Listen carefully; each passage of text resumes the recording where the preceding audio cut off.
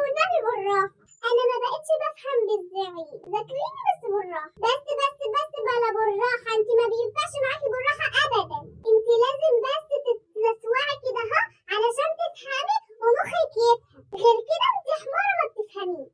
هي ليلة باينة من أولها. بقولك ايه يا بنت، انت مش عايزين رغي كتير، روحي يلا هاتي الحاجة وحطيها لي على الترابيزة هنا. حاضر يا ماما. مفيش غير الشبشب التقيل ده، يا رب استر. وادي قاعدة، يلا يلا يا ست الكل، اديني جبتلك كل حاجة تحتاجيها. ندخل على ايه الأول؟ أنا بقول الماس. ملقتيش غير الماس؟ وماله الماس؟ هنبتدي من أولها ولا ايه؟ حاضر. يلا قوليلي، 2 في 2 بكام؟ ب10. يا نهار اسود عليا، يا نهار اسود من أولها. يا بنت 2 في 2 بكام؟ ب15. يا لهوي صبرني على عيالي. يا بنتي قوليلي 2 في 2 بكام؟ تفاحتين حطينا عليهم تفاحتين. يبقى يبقى يبقى يبقى يبقى أكيد كيلو ونص. كيلو ونص؟ يا نهار اسود. الشبشب فين؟ كيلو ونص؟ انت فاكهاني يا بنت. خلاص بقولك 2 في 2 بكام؟ تفاحتين تحطي عليهم تفاحتين تقوليلي كيلو ونص. بنتي خلاص بقت فاكهاني. يا دماغي. خلاص والنبي يا ماما، خلاص والنبي بلاش ضرب، انا جسمي كله معلم من الشبشب. والنبي بالراحة وانا هفتح مخي والله العظيم يا ماما هفتح لك مخي، بس احكي شوية والنبي وسيبي الشبشب.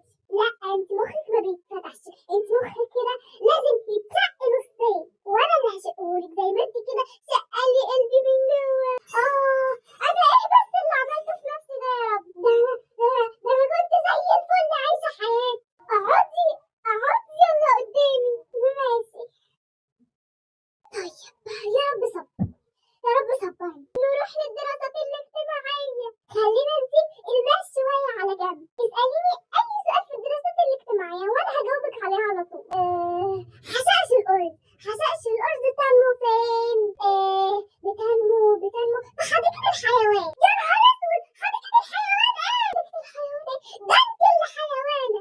عمرك شفتي يا بنت حشائش بتنمو في حديقة الحيوان؟ ده كم مرة وديتك حديقة الحيوان كنت بتشوفي في حشائش هناك؟ يعني أنا مودياكي 10 مرات، كل مرة بدفعلك 10 جنيه، يعني أنا كده دافعالك 100 جنيه عشان لما أجي أسألك الحشائش بتنمو فين تقولي لي في حديقة الحيوان. قصدي في حديقة الطفل، والله في حديقة الطفل. حديقة الطفل. يا أقصد عيالي. ليه يا ربي كان نفسي بس أخلي عيال مخي هنفتح شوية. يا سما. ولاد خالتك فين؟ لا يا ماما متقلقيش، محدش هيشمت فينا، كلهم أصلا شايلين مواد، فاحنا كلنا كده في المركب سوا، هما عشان ساقطين كلهم نبقى احنا كمان نسقط. يا رب صبرني